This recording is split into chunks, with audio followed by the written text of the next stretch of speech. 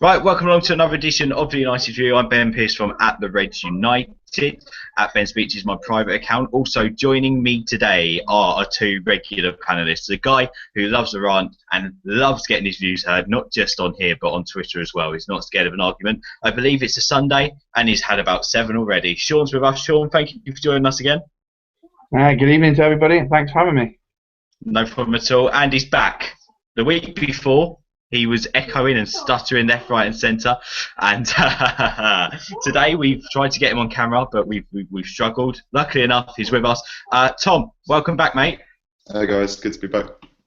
Tom, of course, writes stuff for Scorecard and Goal and loads of other different things. So, Tom, thank you for coming on once again, mate. And today's special guest, he's a big Man United fan. He is a blogger as well. He's one of us, even though he's done it a little bit longer than us and he's a bit more professional. Mark Goldbridge, thank you for coming on, mate. Good evening, welcome, and good evening to the other guys as well. Looking forward to it. Now, we're excited about having you on because I think you and Shaun are going to have a nice little chat tonight. I can just feel it. I can feel it in the waters. Shaun's not afraid of his opinion, and he's definitely up for it. So, Shaun, let's start with you, shall we? Yes, I have an opinion, but I also realise other people have theirs as well. Yeah, well, Shaun, we'll start. We'll come to the big talking point in a moment. For now, guys, can we stay away from the Rooney red card just for the minute? Can we stay away from the Rooney red card? Shaun, let's start with the West Ham game. It went all right for 45 minutes, didn't it? Yeah, it was. Well, yeah, it was okay until we conceded the goal. Up until we conceded, we were absolutely fantastic. I think when we conceded the goal, maybe some doubt sort of crept in. Once we went in at half-time, obviously 2-1, come back out, and I think we were pretty much holding on for much of the 45 minutes, to be honest.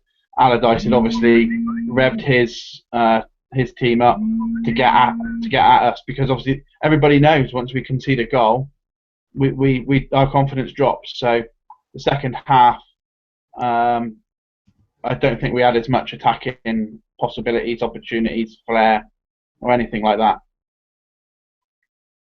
I mean, there were a few substitutions in the game. To be fair, he made a substitution we thought he should have made against Leicester. He brought Fletcher on. Tom, let's come over to you. 2 great goals, though. Yeah, 2 great goals in the game. It was great to see Falcao and Van Persie linking up, and obviously we know what Rooney can do when he's on form. So it was nice to see, United finding their stride again. But as we saw at Leicester, the attacking hasn't necessarily been the problem. It's been further, back down the pitch that the problems have been happening. But it was nice to see us make another good start to the game. So, in that respect, it was positive again. Yeah, and of course, I actually thought it was great to see Van Persie score as well, because people were saying drop him. And obviously, it's great to see a player hit back like he did. And Falcao, to see them two linking up is also special. Mark, let's come to you for your first view. It's going to be a big debating point on the show tonight, I reckon. David De Gea, he's had a few bits of criticism from a few fans. Personally, I can't blame him for anything so far this season, other than the goal against West Ham. He was in no man's land, wasn't he? He was. I think I'd heard it a lot last week, and it's not something I'd really thought that warranted much criticism, really. He's had 3 goalkeeping coaches in the last 14 months, so. But I don't think he's performed badly, like you say. But yesterday, the crosses thing again, he's a bit of a vampire, isn't he? He's afraid of crosses, but he's going to, I think the criticism's been unfair of him. He was at fault yesterday, but did it really matter at the end of the day? I thought the defence in the second half, I said after the 5-3 game last week that they were going to suffer psychologically for a while after losing such a defeat, but I think in one game, they've got rid of any fear about that happening again, because they were fantastic in the second half. And De Gea and Rafael, I think if you're actually watching the game, they were the 2 who were leading the inexperienced ones in front of them and played a massive part in that. So yeah, he was at fault for the cross, but maybe he was doing that because of a weakened centre backs in front of him, that he felt he had to come and get a ball that wasn't there to be taken. So I've got to agree. I've got to really agree, but he was at fault for the goal. Yep, definitely. We've got on Evans' back for mistakes he's made in defence. We've got on Smalling's back. We've got on a lot of defenders' backs for mistakes they've made this season, and called for them to be dropped. So, Shaun, De Gea's made a mistake. Should we be calling for Lindegaard to get a start? I mean, there are a few of the tweets I've read. I'm not saying I agree with them, but I wouldn't be surprised if Lindegaard got a start against Everton at the weekend, to be honest. Um, I wouldn't necessarily be disappointed. I love De Gea; he's absolutely fantastic, but he has been off his game this season. Perhaps a couple of games on the bench might do him some good, just to refocus maybe. But also, I might just said with the defenders he's got in front of him, he hasn't had a settle back three, back four all season. The confidence within that defence, especially with McNair and Rojo directly in front of him yesterday, that confidence has obviously got to affect him as well. So again, like Mark said, perhaps he felt he had to come for that cross. He was completely and utterly at fault for that. I don't think anybody could disagree. Apart from Van Gaal, who said he was fouled, but he wasn't. Tom? I'd stick with De Gea in goal. I think he's shown in the past that if you stick with him through thick and thin, then he's time and again come out on the other side stronger. So I'd stick with him. Lindegaard is he's a decent option. He's not top class. Everyone knows that. So I think we should stick with De Gea for now. I don't think with all of the defensive problems that we've had, you guys have been suggesting that every single week it's a new defensive pairing. I don't think dropping, our only realistic first choice in the back five is going to do the team any favours. And you know what? Debates like this is what makes this programme so special for me. At the United View, or comment in the YouTube box while we chat. If you've got an opinion on anything that our guys say, make sure you tell us. Make sure you do tell us. And also, if you head over to Twitter right now, we want to hear your views on the goalkeeper debate. De Gea or Lindegaard against Everton. It's a fair one. Quickly, Shaun, you wouldn't be surprised if Lindegaard starts, but you would go with De Gea, right? Yeah or no? Yeah, if I was picking the team, I'd pick De Gea. Okay. I said that maybe a couple games on the bench might do him some good to refocus, but it could also do him some bad and then his confidence. I don't think it would. No, I don't think he's that type of player. But if it was Rooney up front missing, say Rooney had 15 shots on goal and he missed all 15 of them, would we be sat here saying he needs to be dropped for somebody else? Yeah, it's a fair point, Mark. Just quickly, De Gea or Lindegaard, who would you go for against Everton? It's not even an option for me. I wouldn't be dropping De Gea.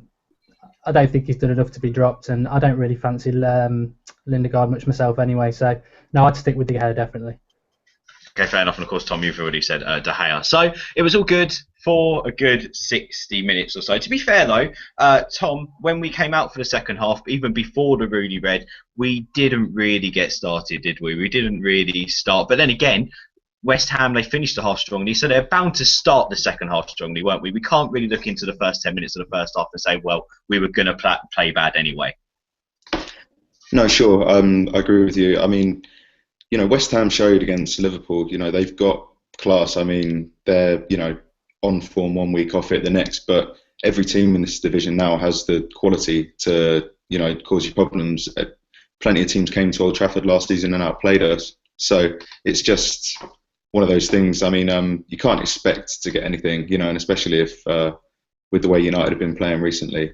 So I'm quite happy. I said before the game I would have gladly taken a 1-0, and just seen some more defensive solidity. I would have much preferred that. And, we won by a goal. We only conceded one, which is obviously an improvement. So in that respect, I'm happy that we could keep it tight.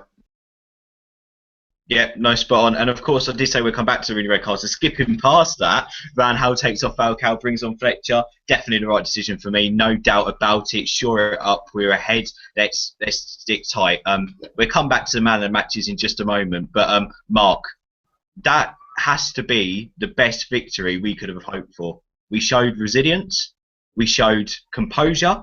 And, saying that, we showed composure apart from the last 2 minutes when Valencia decided whenever he had the ball to try and kick it into the opposition's corner flag for some reason. Then when he gets in the opposition's corner flag, he tries to take players on and put it back. I mean, I don't know what that was all about. But for me, we showed composure for 92 for the last up to the 92 minutes mark. And it's a win. Surely we should be happy with that. It wasn't emphatic. We didn't play brilliantly for the last 30, but we got the 3 points. As Fergie says, it doesn't matter what the score is. It's about the points on the board. Exactly. I think I mean I obviously did my match review yesterday, pretty much after the game, and there was a lot of negativity around, which surprised me. I mean, the first half I was on Twitter and I said there's a lot of goals in this game, and I think it was going that way. But then when it got to half time, 2-1, as we said, they made that mistake, and we wondered after the Leicester game how nervous they would be, and they were nervous that first 10 minutes. But I said at half time, any win's a win. Just no matter what, we need to get the 3 points today. And that last half an hour, when we'll discuss Rooney in a minute, but I think there's so many positives to take from that last half an hour. United have been struggling defensively up front. Some of the play they're doing at the moment is fantastic. So to have that last half an hour, although it was horrible to watch, I think now we've come through that with the 3 points, that will set the team up fantastically for the next few months. McNair was amazing, and we've all forgotten Blackett now, who's got to come back. People were saying, Smalling, Evans, or Jones, but Blackett's back now. So there's a lot of positivity around the defence. I think the forwards, as Tom said, will sort themselves out. So so many positives and a fantastic 3 points. I'd rather that yesterday, like Van Persie said, than a 4 or 5-1 win, really. And to be fair, all the criticism has been about our defence, and they've just gone and proved everyone wrong. Because Exactly. everyone might go, it's West Ham, but it's West Ham. It's the best West Ham team I've seen, but it's got to be a good 6, 7, even decade for me, where they're looking so strong. Like the pace, the strength. I mean, they've got it all there. And the tall, I don't know if it's the tall Irish fella, who's 19 years of age, was absolutely superb. I mean, I can't say even Daley Blind. I think that he had a shaky couple of passes, but in terms of getting the ball off of players and intercepting the passes, he was there all the time. Herrera, again, at their feet. Just Shaun, what positivity or what kind of I don't know how to put this, actually, I've lost my word. Would they be saying hallelujah, the United back four at the end of that game? They all deserve a lot of credit for the performance yesterday, especially all of them. They all deserve a lot of credit. Raphael, I thought, was absolutely brilliant. Sort of saw parts of Raphael that we saw 2 or 3 seasons ago, and we need that Raphael back, especially after the rubbish we saw from him last season. That cross into Rooney for his goal was absolutely perfect. I don't think he could have put it any better if he'd have tried. McNair and Rojo in the middle obviously never played together. I think that's McNair's first real game in a competitive match. Obviously, I know he's played for the under-21, but to come into a first-team game with that much pressure on the defence, I think McNair played absolutely fantastic. And McNair got my man of the match. Rojo, obviously, he's been playing out on the left. I thought he came into the middle and he looked a lot better in the middle than he did on the left, going on the Leicester game. And Luke Shaw, well, I thought he had a brilliant debut as well, to be honest. Yeah, I've got to say that as well. I mean, talking about man of the matches, here's the first thing which we want you guys to get involved with. Please comment in the comment box to the side or at the United View. Now, I think personally it's a bit out of order. It's one of those games which, fair enough, everyone wasn't fantastic and flourishing going forward and done loads of fancy things in the second half. But I think it's a game where we all saw our players put 100% in. And for that, I can't pick one man of the match because I believe Raphael was absolutely superb. Absolutely superb. I thought Luke Shaw was superb. I thought McNair was superb. I thought Rojo was superb. And Herrera was just quality. Di Maria, again, just looks a world above the rest. So Falcao and Van Persie. Van Persie ran his legs out, by the way. There's no... We couldn't not mention that. He absolutely ran himself down in that game. So I've asked Twitter their top 3 man of the matches from first to third. We'll go through a few, and then, guys, if you could just think of a few in mind and then think of your top 3, and then we'll come to you and ask you in just a second. So your top 3 man of the matches. The Twitter people have spoken. Hello to Yanazai Magic, who says Raphael deserved a vast amount of credit. He's at first for him. McNair second. He was consistent, and that headed clearance was just incredible. And then Herrera gave it his all. He was his third. Fresh Prince on Twitter. There we go. You don't see that every day. Rooney, RVP, and Rojo as his man of the matches. Rooney first. Hello to Nay Felino, who says Raphael, Blind, and Shaw. Hello to Matt Snape, who says Rafa, Shaw and De Gea. Michael goes with Rafa as well, but McNair and Blind. And Liam John goes with Rafael, McNair and Herrera. There's a few more. We'll come back to them in just a second. First of all, Tom, you're analysing the game. You're about to write a piece on it. Who's your top 3? Sure. I'd second one of the options that you just said with Rafael, McNair and Herrera. I think they all performed brilliantly in their positions. Rafael got up and down the flank. As Shaun said, it was the Rafael of 2 seasons ago before, the problems with Moyes. McNair came in and did brilliantly on, his first team debut in a tough encounter against the top West Ham team. And Herrera was so important in the middle again. His energy, we need that desperately. And I'm not sure if any injury news has come back from him, but we're hoping the back injury is not too serious. But, the way he won the ball for the second goal, we've lacked that type of midfielder. So I'd go for him as well. Yeah, spot on. Shaun, who would you have gone for? I'll just chip in there, following on from Tom. Herrera either tweeted or put on Instagram that it was a back problem and he won't be out for long. No official update or anything. Right, my top 3. I'm going for McNair first because of the situation, because it was his first team game. Followed very closely behind by Rafael. Third, I'll go with Herrera again. He's like a little yappy Jack Russell in the middle of the park. If he loses the ball, he gets it back, or he tries to get it back as quickly as he can. It's a real shame that he had to go off yesterday. I think we could have really done with him on the pitch for the 90 minutes. He really digs deep as well, doesn't he, Herrera? He gives it his absolute all, and if he's not at the ankles of someone, he's standing up to them, isn't he? He's just one of those midfielders, passing. He's just got everything. Mark, who would you have gone with for your top 3? I'd have gone Rafael, man of the match. I thought he was a captain on the team when we lost the captain who should have been there. And then I'd go with McNair. I think he was helped out a lot by Rafael, but you've got to have the tools to do the trade. And then my third player would be Rojo. Not really mentioned much. Didn't play particularly well against Leicester. Reminded me, and I hope I'll be proved right, of Vidic when he first came along. I think he's got that look about him.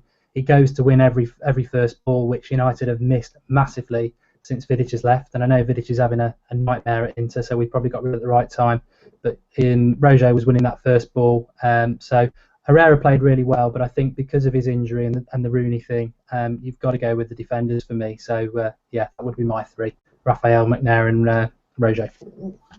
I've got to say, I won't even include Rafael in my top 3, personally, just because I agreed with a tweet which said at times in that last 30 minutes he was a little bit reckless in terms that he was just completely out of position a few times as well when it wasn't needed. But then again, going forward for 70 minutes, he was absolute quality and he created everything.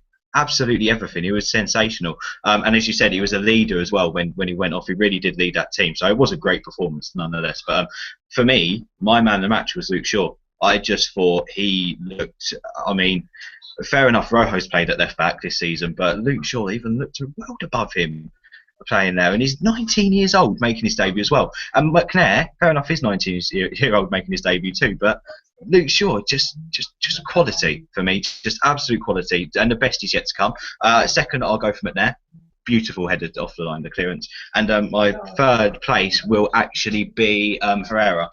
Again, I just think it's that midfielder we've missed. So that would be my top 3. Keep yours coming in. Post them in the comment box. We'll see if there's any there at the moment as well. Can we just take a moment there just to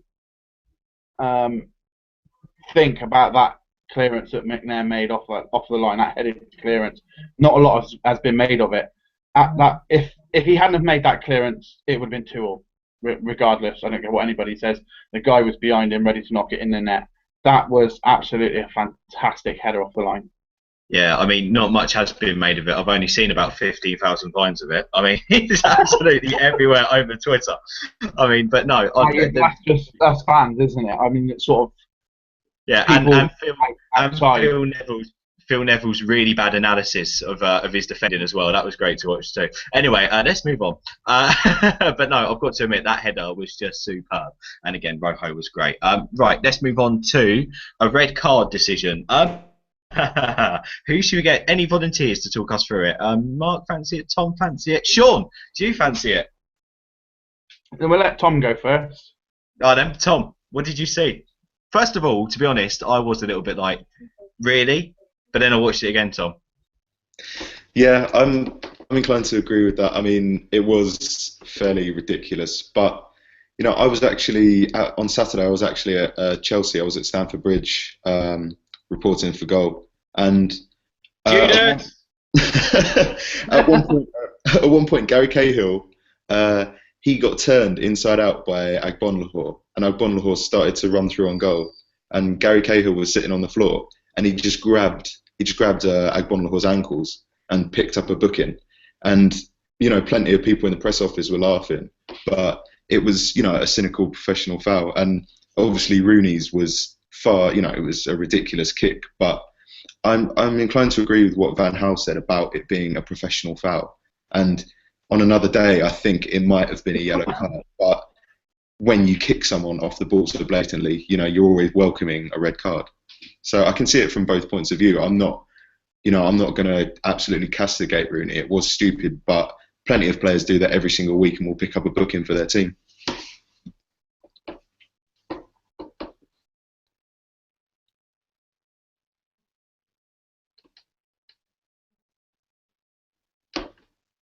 I think we've lost. I think Ben's frozen. Yeah. So Shaun, do you want to have your?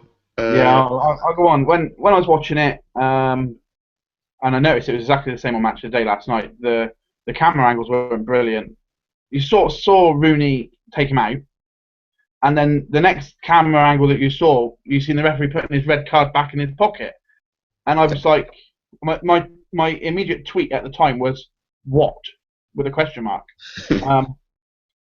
And it was almost as if you saw the referee putting his card back in his pocket because he pulled the wrong one out. But then when they showed the replay of it, my next tweet was, well, now I've seen it again, piss off. Because that to me was, there was no immediate danger. Had it been on our 18-yard line, yes, fair enough. There was no immediate danger on our goal. We had players back. I think it was 4-on-2 ahead of him. 3 with I can't think who it was now. He took out. Never mind. So it would have been 3 with him. So yes, they would have had a counter, but we had people back. Okay, the frailties of the defence, that might have played a part of it. I just think it was an absolute pathetic, petulant kick out, and there was absolutely no need for it whatsoever. Now, like you said, yes, it could have been a professional foul, and week in, week out, we see professional fouls. But they're just clipping their ankles. They're tripping them over. He actually literally kicked him. And that, to me, wasn't necessary at that time. It put a lot of pressure on our team.